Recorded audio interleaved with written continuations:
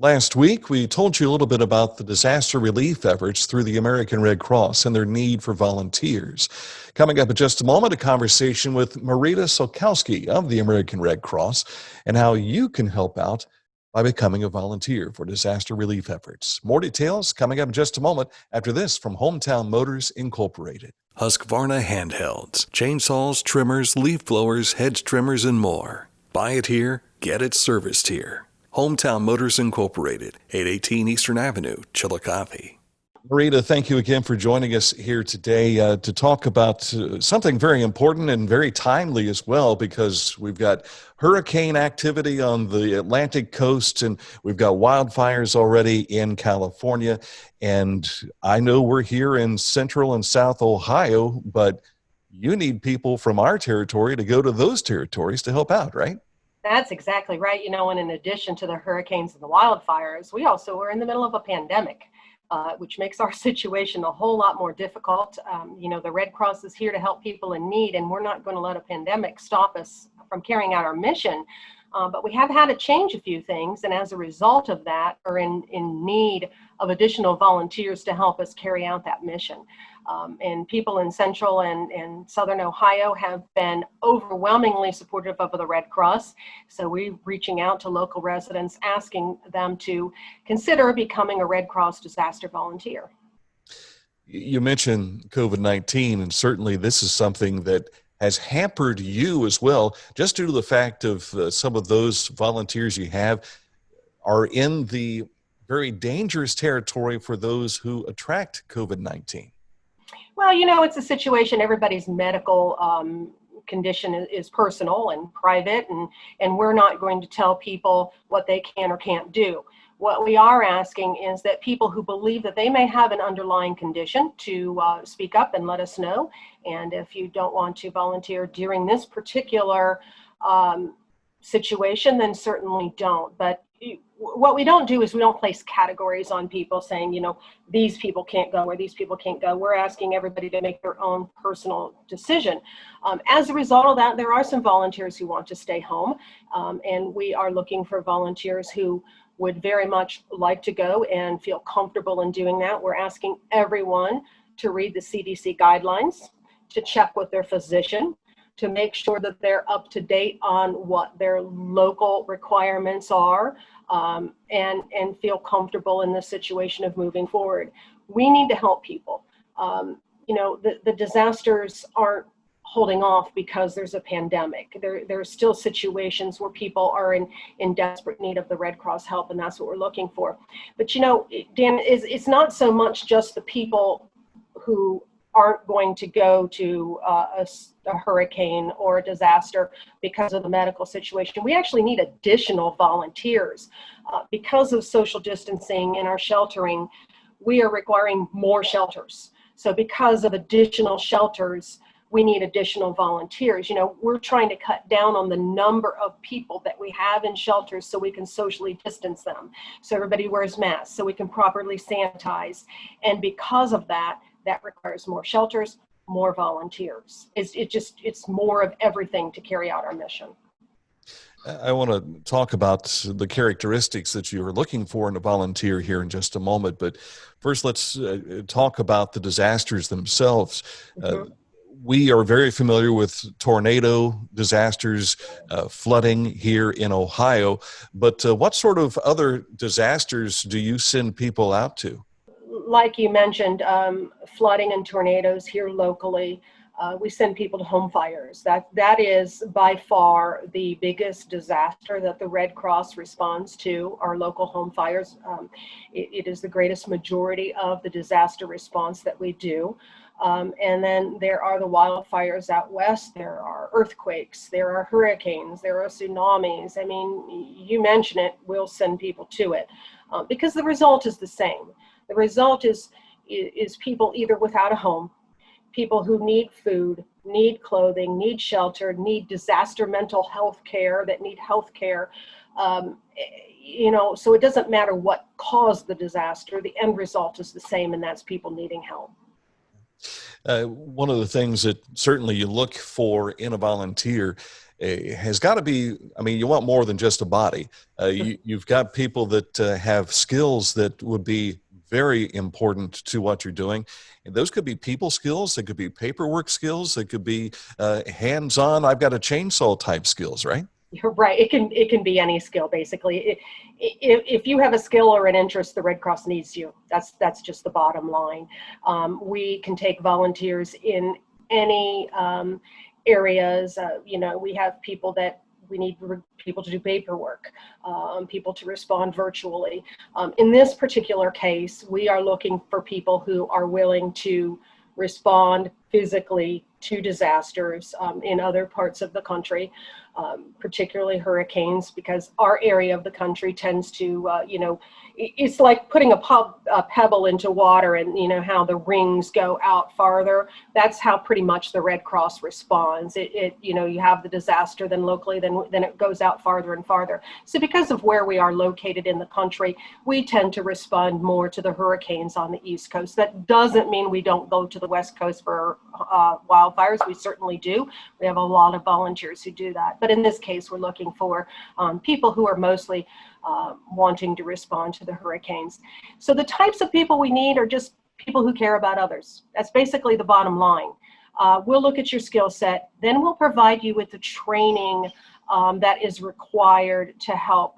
There's two very specific volunteers we're looking for in this case. We're looking for shelter workers and people who are willing to take that training. So that's mass care, that's feeding, that's all the training that's required to that. And then we're looking for health professionals. We're looking for nurses. We're looking for physician's assistants, emergency responders, anybody who has that extra training for healthcare to help with this response as well.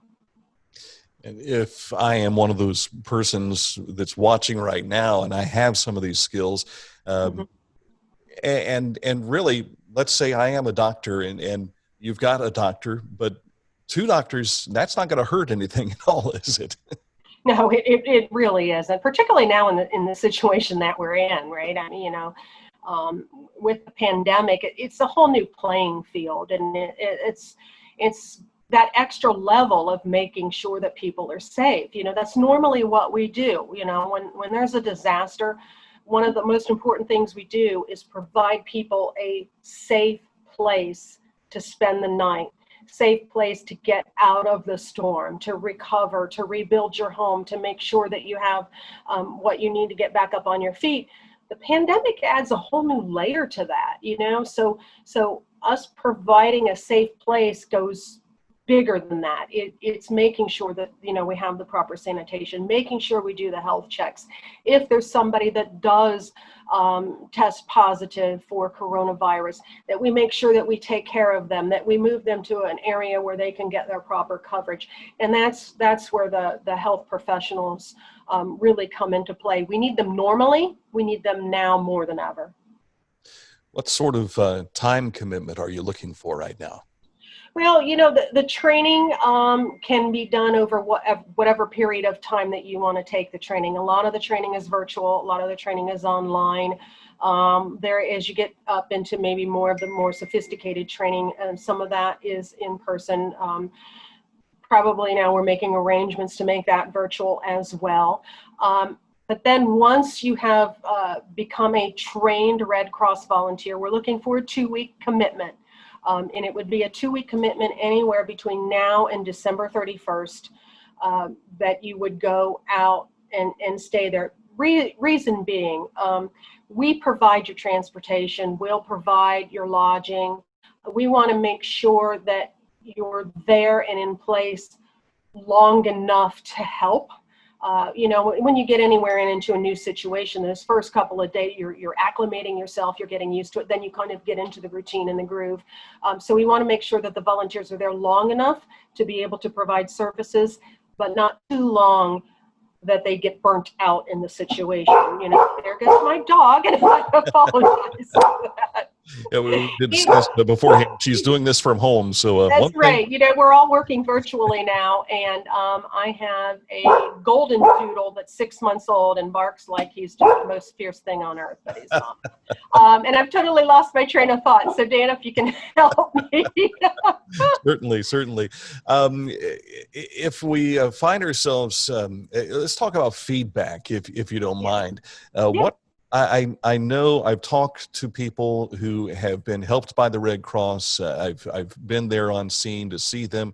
Mhm. What sort of feedback are you getting from people who receive your disaster relief efforts, and also those who perform the disaster relief efforts? It's pretty life changing. I spent probably a month in Dayton for the Dayton tornadoes. I talked to a woman whose home was destroyed by the tornado, but also previously, a couple of years prior, she had a house fire. So her experiences with the Red Cross were she was helped in the house fire, and then she was helped again with the tornadoes, and she was so grateful and wanting to do anything to give back and help and let people know of the services we provide. I spoke to another woman who is a single mother of 6 who started crying when she told me that she couldn't give money to the Red Cross, and because we had helped her so much. And you hear those stories, and just it's heartbreaking and it's gratifying at the same time. It is these people. It could be anybody. That's the thing that we have to remember. Suffering a disaster is through no fault of your own, and it could happen any moment. You never know. And so when the Red Cross comes in to help, we're helping people in the same way. A lot of times the volunteers are being helped as well. I know that I have been in situations. I was in the Dayton tornadoes. I went to Florence. Went to North Carolina for Hurricane Florence. And you get as much out of it as you give into it. And it just makes for a better situation all the way around. So, I would encourage people, if you have some time, right now there's a lot of college graduates out of work that have graduated into this horrible job market we're currently in because of the pandemic. Or maybe you're a newer employee, 1 or 2 years on the job, and you've been let go because, seniority or whatever. Consider volunteering with the Red Cross, giving some time to the Red Cross. You'll get a lot out of it, a lot personally. You'll learn a lot. You'll learn a lot about human nature. It's also something nice to put on the resume, if you want to consider that. But I can't say enough about it. I really can't. I could go on and on. So I'll stop there. Well, hopefully we have whetted the appetite, as it were, So. for those watching here today. So I'm available, and I've got some skills, or I've got the ability to learn. What does one need to do? What's the next step to become a volunteer for disaster relief efforts? Go to redcross.org/volunteer today. And if you don't remember the / part, just go to redcross.org, click on the volunteer button, and the priorities will come up, and just get the ball rolling. You'll be contacted by a recruiter who will walk you through the process, find out what you want to do, and we'll put you in the right pipeline and get you started.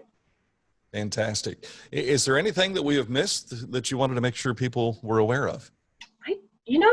I really don't think so. We've covered it pretty well, and I just want to thank you for your time, and thanks to everybody who was listening, and I apologize for my dog.